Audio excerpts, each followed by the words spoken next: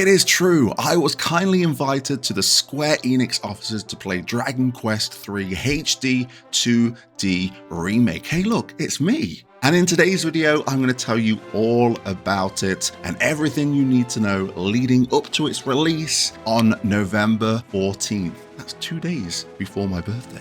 A few things I want to get out of the way before we dive in. I know you're eager, I'm eager also. There are still a few things I cannot talk about in this video, so feel free to ask questions if I've missed anything, and if I indeed have missed something that I've spoken about, I'll answer it. If it's still under wraps, I won't answer it. I'll swiftly move on. So with that all being said, what is up guys, Jen here, hope you're all doing well. Welcome back to the channel. As always, got you covered with timestamps, so if there's a certain section you want to skip to in this video, feel free to do so. All I ask is for you to support the channel and hit the thumbs up button. I think it's important diving in just to let you know that I have not played the original Dragon Quest III, so if there is something that I feel like is new, it's because it's new to me, but I'm sure you'll chime in the comments letting me know that it's part of the original, or it indeed is new to the HD-2D Remake. So what did we get to play and how long did we get to play it for? We got to play for around 45 minutes to an hour. We got to play quite close to the beginning of the game. It skipped the intro with all the story and we had our 4 characters and we got to venture on finding the thieves' knife and making our way to the Dreamer's Tower. So that means everything I'm going to tell you in this video is going to be based on those sections that I played, but there is a lot crammed into there, so get ready.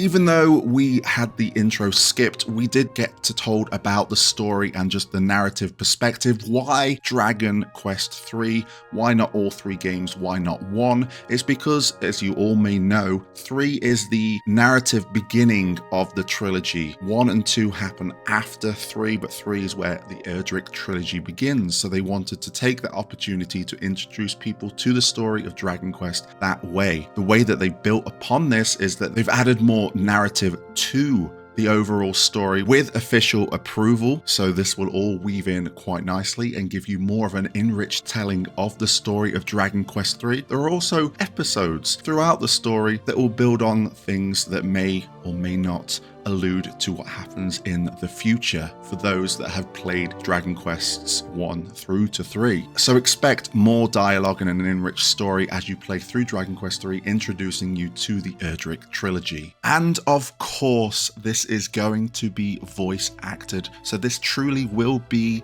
the best narrative telling of Dragon Quest III. I want to take a moment to talk about the visuals. Now, this is a HD 2D remake, and as all of the games that came before this, it has improved upon the formula. We started off with Octopath Traveler, we went to Live Alive, we had Triangle Strategy, Octopath Traveler 2 took it up to another level, but I'm happy to say that Dragon Quest III HD 2D Remake sets the bar even higher. This looks stunning, and it might be the color palette because Octopath Traveler and Triangle Strategy had a bit more of a darker tone to it. Dragon Quest III is so vibrant and colorful, and you can really see that in the pixel art and in the 3D backgrounds. The world map especially looks absolutely beautiful, and there are 2 graphic modes as well for those that might want to choose between them. I got to play on the PlayStation 5, so I had the choice between the graphics mode, which was, it says it's 4K with a slower frame rate, but I didn't see a frame rate dip. And then obviously there was the frame rate mode, which prioritized frame rate, but I didn't notice too much of a difference. So maybe on the PS5 it is going to just run smoothly regardless, but overall, the HD 2D style has been taken up another level with Dragon Quest III HD 2D Remake. Before we dive into the gameplay, let's talk about some of the settings and some of the quality of life that Dragon Quest III HD 2D Remake brings to the table. Now, if you are coming from Dragon Quest XI, the UI is going to be very familiar, along with all of the shortcuts like the handy heal, which is the shortcut to heal your party quickly and efficiently. All of the spell symbols, to me, similar to what I've seen in Dragon Quest XI. So if you are coming from that game, you're going to fit right in. But if you're a new player, you're going to settle in pretty easily with this because of all the quality of life. When it comes to the menu, it's so easy to understand when it goes to the equipment, to using magic and going between towns, battles, and everything else in between. And you guys that are out there that have played Dragon Quest 3, Dragon Warrior 3, think you'll be at home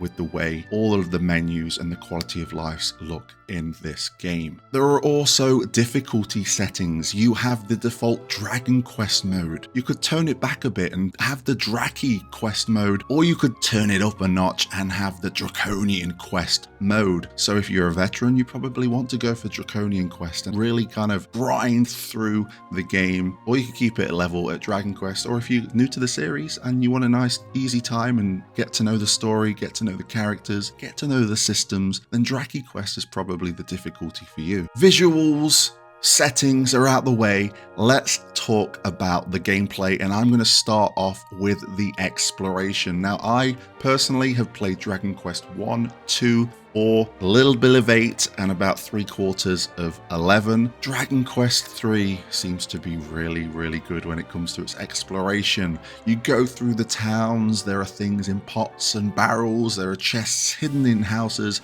When you get the thieves' knife, or the thieves' key, I think it is. I think I said knife, I probably meant key. You get to open the red doors and explore even more. There are also books upon bookshelves in the world, and these get you to change the personality of your characters. And I think when you change the personality of your character, it determines its stat increase as you level up in battle. So already there is a plethora of things out there in the world for you to explore and to customize your team with. Keeping on exploration, I really want to get to the world map, but before that we have a mini map. We can open that up with the square button. It shows us the entire layout of the town. It also tells us our objective and where we would need to go to kind of progress with the main story or sort out a certain side quest. Now, the world map.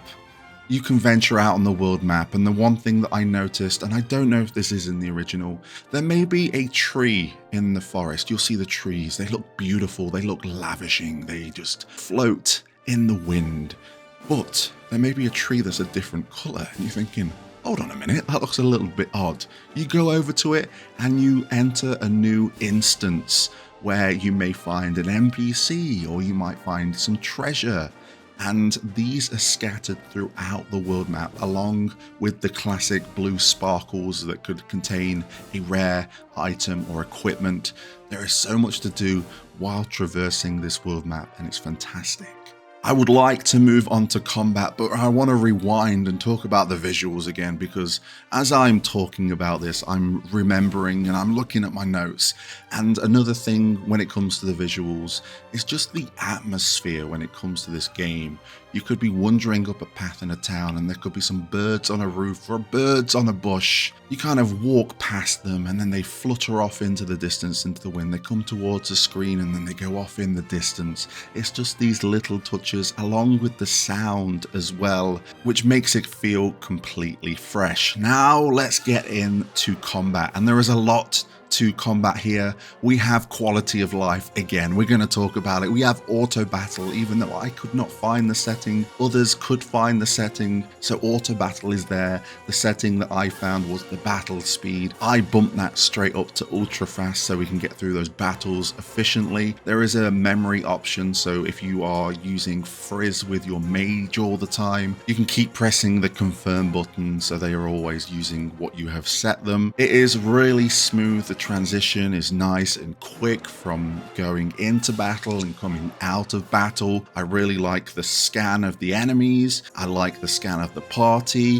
When you're attacking the enemy, it goes into like a first-person view, so those that are attached to that kind of battle style from the original Dragon Quest, they're Gonna get a bit of nostalgia just seeing it, but it's gonna look even better with the visual effects, with the sound effects, and with the enemy sprite animations as well. It is so silky smooth in this HD 2D style. I really can't do it justice just talking about it. I'm hoping the footage you can see does justice. A few things to note: this is Dragon Quest, so each character needs to be carrying items you want to use. You can't just have them in your equipment bag and hope that you can pull them out whenever you want to in battle. You need to make sure that you're going into battle with a little bit of strategy, making sure they've got some medicinal herbs ready for the fight, just in case your healer might be down or you might not have enough MP. I really want to dive into more battles. I did not get a chance to do any kind of boss battle to really test my prowess and my skills, but I certainly went out on the world map and did a little bit of grinding. And as I was going through the Dreamer's Tower, I made sure I did a little bit of grinding there. I think fans of Dragon Quest are going to be very happy with what's here, and new people to the series, or people like me that are relatively new but kind of know what the series is about, will be excited for with Dragon Quest 3 HD 2D Remake. I want to finish off the video talking about the soundtrack. The soundtrack, of course, has been re-recorded and it sounds amazing, from the world traversal, the town music, to the battle theme. It's all here. You've got the classic sound effects when it comes to menus, and it just overall adds to the sound. Along with the visuals, we have got a great package here and a great start to the Erdrick trilogy. Now, I wasn't the only content creator that got to play Dragon Quest 3 HD 2D Remake. I urge you to find other content creators that went to that event, find their content, because they may have picked up something I might have missed. But if I did miss anything, or you do have questions about Dragon Quest 3 HD 2D Remake, let me know in the comments. I'll try my best to answer them, but remember, there's still things I cannot talk about just yet. Just know that we'll all be playing it very, very soon, this year in fact, because it does release November 14th, 2024, and I'm pretty damn excited. Make sure you subscribe to the channel if you want more Dragon Quest 3 HD 2D Remake content. Hit the thumbs up button, get involved in the comment section, and until next time, I'll catch you on the flip side.